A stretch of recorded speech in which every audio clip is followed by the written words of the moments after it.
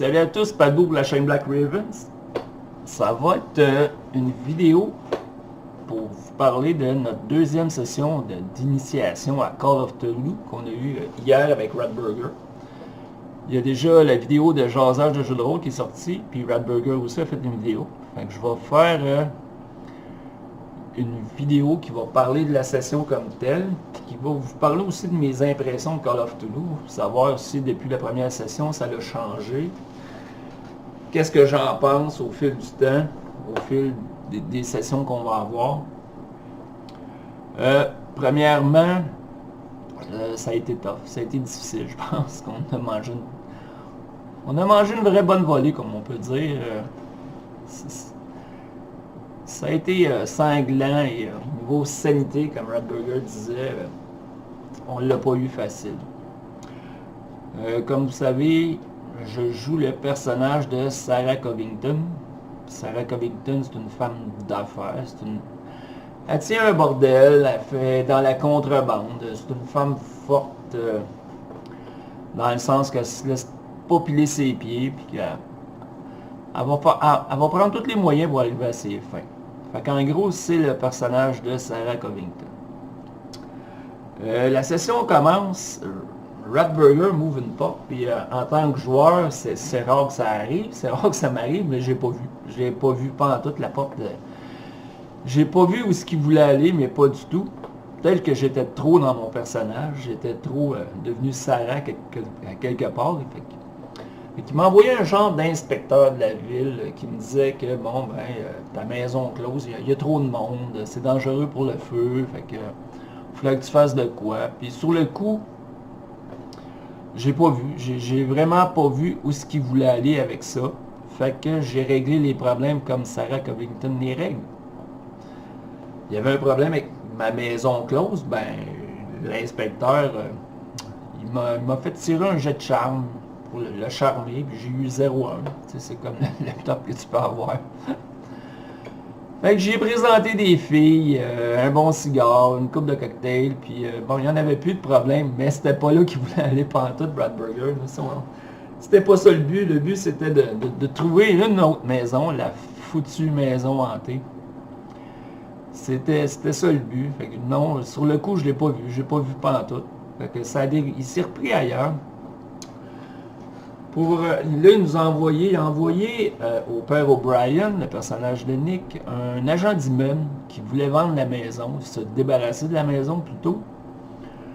Puis, il disait que la maison était hantée, puis qu'il avait besoin d'un prêtre pour faire un exorcisme. Fait que bien sûr, le père O'Brien a accepté. Et il y avait M. Sinclair qui était avec le prêtre à ce moment-là, qui est mon fier à bras, c'est mon chauffeur. Quand j'ai des pépins, ben, je fais appel à lui. Des pépins, des jambes à casser, des choses comme ça. Fait qu'il vient me voir, puis il me dit ça, il y a une maison, il faudrait aller voir ça. Puis là, j'apprends qu'elle est à vendre. Puis, entre-temps, aussitôt que Ratburger a mentionné qu'il y avait une maison à vendre, puis c'était un agent d'immeuble, là, j'ai tout de suite compris où est-ce qu'il voulait aller en partant. Fait que j'ai essayé de me rattraper. Là, je suis allé voir le père O'Brien, j'ai demandé, bon, ben oui, une maison à vendre, c'est quoi ça, cette histoire-là, une maison hantée, ça se peut-tu vraiment? Et Nick, qui joue le père O'Brien, ben il a embarqué dans ça. Je pense que ça a donné quand même un bon moment de roleplay. Il a suivi dans la folie à quelque part, puis il m'a dit, tu sais, non, inquiétez-vous pas avec ça, des maisons hantées, il y en a pratiquement jamais. C'est quasiment toujours des rats qui se promènent dans les murs.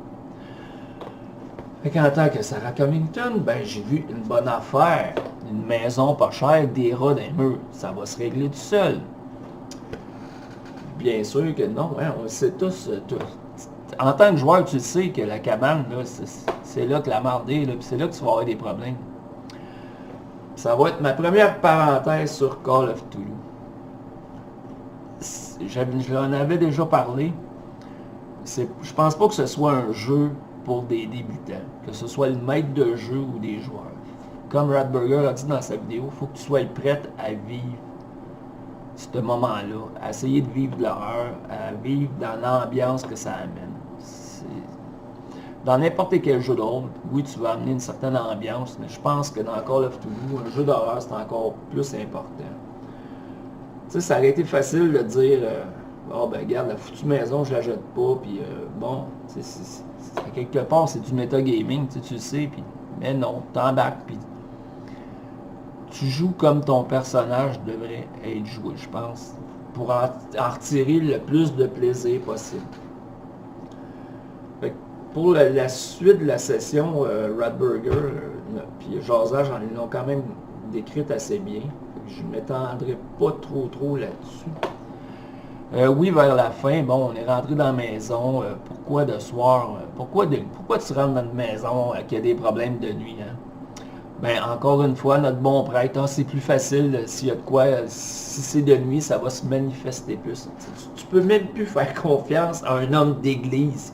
Il m'avait dit que c'était des rats. Il m'avait pas dit que c'était des esprits maléfiques et avec l'esprit d'un magicien ou d'un sorcier. Mais on a eu bien du plaisir avec les foutus rats. Oui, Sarah, physiquement, n'a pas été la plus amochée. C'est vraiment M. Sinclair qui s'est poignardé lui-même, qui a souffert le plus physiquement, mais Sarah, c'est celle qui a souffert le plus mentalement, au niveau de la sanité. C'est une autre chose que j'ai découvert en jouant à Call of Cthulhu, c'est que mon personnage, ses principales forces, c'est le charme, c'est son apparence et son intelligence. Dans Call of Cthulhu, bof. C'est le fun pour le roleplay, mais faut pas que tu t'attendes à faire des vieux, tu sais, à faire des vieux os, à toffer longtemps. Ça sera pas le cas. Ça, j'ai découvert ça. Si tu veux un personnage qui peut durer un peu plus longtemps, ben ton power, là, cet attribut-là, elle est importante. Puis comme c'est pas ma force, ben oui, à un moment donné, comme Ratburger a dit, je me suis retrouvé en état de choc, mes jambes ne fonctionnaient plus. C'était comme si j'avais paralysé les jambes. Comme j'ai dit, Call of Cthulhu, ça a le défaut de ses qualités. Je trouve que c'est un jeu que tu peux metagamer, un des jeux que tu peux metagamer le plus. Tu peux sortir de ton personnage, c'est facile de sortir de ton personnage. C'est facile de voir ça autrement. Puis je pense que si tu vas avoir du plaisir, ben il ne faut pas que tu le fasses. Il faut que tu restes dans ce que tu as sur ta feuille, dans ce que tu as pensé comme concept. Sinon, tu peux gâcher une partie de ton plaisir. Quand les jambes m'ont lâché, quand je suis comme tombé paralysé, j'étais en état de choc. Je savais en tant que joueur que la session s'achevait. On avait peut-être pour une demi-heure, on approchait de la fin. Puis à un moment donné, il m'a dit, Ratburger m'a dit, bon ben tes jambes recommencent, tu recommences à avoir des sensations, à les sentir. Fait que, en tant que joueur, tu veux jouer, tu veux suivre tout le long, tu veux participer, tu veux faire partie, tu veux tuer le méchant ou l'entité, tu veux la détruire. Mais en tant que personnage, pour moi, ce qui était logique de faire, c'était... Là, j'étais la personne qui avait le moins de sanité dans la gang. Là je pense que tranquillement, je m'approchais de la folie. Fait que pour moi, ce qui était logique, c'était, je me pousse, les autres étaient dans la marde, puis ça allait mal, mais non, je rampais à terre, je suis sorti de la maison, je me suis ramassé dans mon char. Dans la voiture, c'est ce que j'ai fait. Est-ce que j'aurais aimé participer à la fin et peut-être être plus impliqué? Oui, mais la situation ne se prêtait pas à ça, c'était quand même génial en soi. C'est pas tout le monde qui peut shiner au même moment non plus. Fait que pour ça, ça a été le fun. Les autres ont réussi à résoudre l'affaire.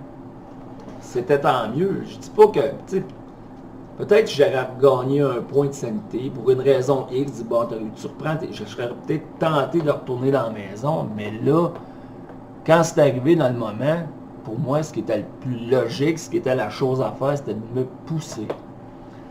C'est là que je dis que c'est facile de metagamer. Ça aurait été facile de dire, ben j'attends que je reprenne le contrôle, puis là je vais faire autre chose, mais je pense dans la logique de ce qui se passait, du moment qu'on vivait, c'était une action à faire, c'était tout simplement de me pousser.